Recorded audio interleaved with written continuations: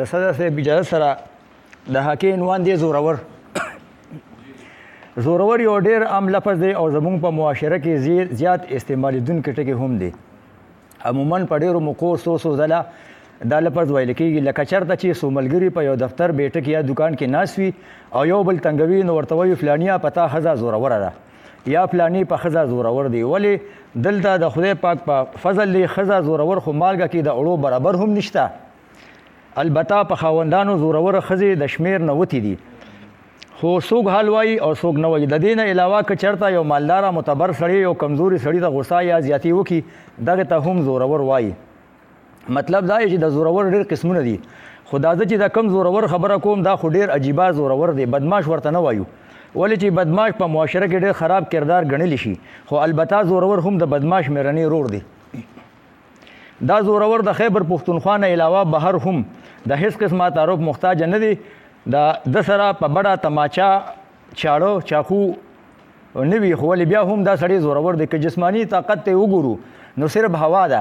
لکه سړی که چېرته یو ماډل بوت جوړ کړي او هوا سره وپړسېږي او بیا ترې خلک پناه کېږي، دا حال د دې سړي هم دی. د شامت په لحاظ د ډېر غټ نه درمیانه غټ او د درمیانه کمزوري نه څو چنده غټ دی. کله چې په کورسۍ کې ناست وي نو داسې لګي لکه چې د مسلم لیګ نون ګروپ د ببرشیر تصویر چې څنګه په پوسټر لګېدلی وي چې غلی ناست وي او څادر یې په اوږه یا د کورسۍ لاندې ایښې وي، نو ته به نه وایې چې دا هغه زورور سړی دی. دغه وخت کې داسې عاجزه ښکاري لکه چېرته چې نیک ورته ویلي وي چې سبا پورې کور خالي کوه او اوزه زما له کوره. او دا سړی په سوچونو کې غرق د بل کور په تکل کې وي. د بنده پې ډېر زړه خفه شي، خو ولې دا عاجز سړی دومره زورور دی چې بغیر وسلې دا دنیا داسې ویرولې ده چې څوک ورته پورته نشي کتی. د ډېرو معتبرو شاعرانو، ادیبانو، مولیانو او سیاسي خلکو نه داسې په زورورتیا د قلم په زور حیا اخیستې ده چې هغوی هغه د جواب ته جوړ نه وي. او که چېرې چا پې کوشش کړی دی نو هسې ګپ یې لګولی دی. د چې د خلکو سره کومه زورورتیا کړې ده هغه حق یا بدل د قلم خاوندانو د ده نه دی اخیستی. او دا زورور هم مني چې ما ته څوک لاس نه اچوي او خیال مې ساتي. ګینې ده بیخي د چا خیال نه دی ساتلی، په لیک کې بیخي سپین سترګې دی او د دې فایده ورته هم په زورورتیا ملو شوې ده. د چې په ادبي دنیا کې ورته خلک د حاکي بابا وایي او دا زورور هم په خپله وایي چې کوم سړی حاکه لیکي او د چا خاطر یا پروا کوي نو حاکه دې نه لیکي بلکې غټ مضمون دې پې ولیکي. عجیبه خو دا ده چې دا زورور خبرې د اکثر د قرآن آیاتونو او احادیثو په رڼا کې کوي. مطلب مې دا چې دا کومې نیکې او ښکلې خبرې کوي نو پکار ده چې د ابراهیم رومان غوندې د موټي نه زیاته ګیره خو یې وه. زما خو دا یقین دی چې ده به حجامت هم کړی وي، خو نن سبا چې د نیانو کوم فیس دی هغه هم د ده د وس نه بهر دی.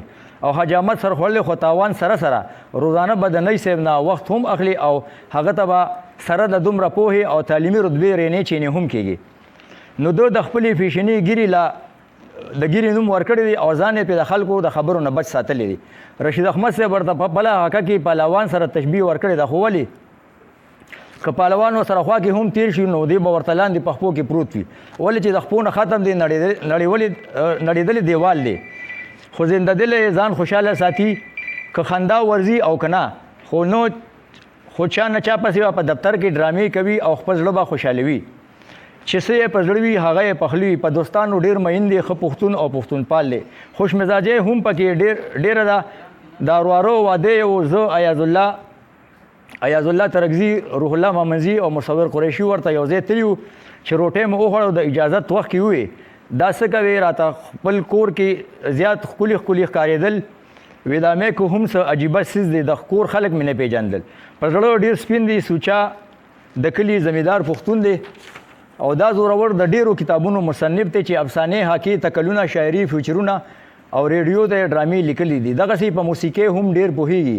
خو زه وایم ده د فنکارانو سره نیم ژوند تېر کړی دی. په کار خو دا وه چې سره باب، منګې، ستار، باجا وغیرې ته هم زده کړې وي. ولې چې دنیا بیز سنټرو والی لوبې، سندرې، غزلې لیکلي دي او هغه یې په خپل خوند په نوم نه دي لیکلي. په هر قسمه ولسي، شاعرۍ، اواز، موسیقۍ باندې ښه پوهېږي. بهر حال د پاکستان په ډیرو اخبارونو، رسالو او په سوکو پاتې اردو، پښتو، انګریزي ژبه باندې عبور لري. حافظه یې دومره تیزه ده چې د عمر زړه خبره ترې نه هېرېږي چې د ده مخکې کومه خبره وشي د ده کمپیوټر کې محفوظ شي. خو دا یوه خبره ده چې بس صرف د ځان نه متاثر دی. رشید احمد صاحب وایي چې د حمزه بابا دیوان ورته پوره یاد دی او هغه یې آیډیل هم دی، خو که بل ځوان شاعر ادیب ورته هسې لیک وښایي نو څه دومره حوصله ورته نه ورکوي. لکه سعدالله جان بر صاحب د ځان نه متاثره دی او د خپل سر د پاسه د چا سر منلو ته هډو تیار نه دی. زما په خیال دا دومره زده کړه او خواهي که د چېرته د ادب په ځای په وکالت کې کړې وه نو نن به عمران خان او زرداري غوندې د خلکو کیسونه همده کول او د ملک په مختلفو ځایونو کې بنګلې وي. ولې چې د کتابي علم نه د عقلي دلایل ډیر دي او د وکالت دپاره همدغسې ذهین سړی پکار وي چې دا سړی یو ځل توت ته بکیان ووایي نو مجاز شته که د سپریم کورټ وکیل یې هم توت ثابت کړي. په قلم یې د خېټې تنور تر دې دمه پورې بل ساتلی دی او په ریډیو کې خو بالکل پوخ پروت و. زما په خیال پرایویټ ملازمت ته زیات کړی دی. د سرکاري نوکري موقع ورته یو ځل په لاس ورغلې وه چې په پولیس کې نوکر شوی او 4 کاله پسې ورته خیرباد وي. ډیره موده بېروزګار او بیا یې د سرکاري نوکرۍ لپاره درخواست په انفارمیشن محکمه کې ورکړو چې ټرانسلیټر پوسټ او چې درخواست یې جمع کو انفارمیشن افسر ورته وویل چې د دې سیټ دپاره ته بالکل فټ یې خو تاله یو سیاسي دیکه پکار ده. مطلب دا دی چې دا نوکرۍ د پخوا راسي د سیاسي شفارسونو محتاج وي. دا ادبي زورور دغلته کمزوري شو او نوموړي لیکوال ډاکټر اسحاق صاحب ته لاړو او هغه نه بغیر بل څوک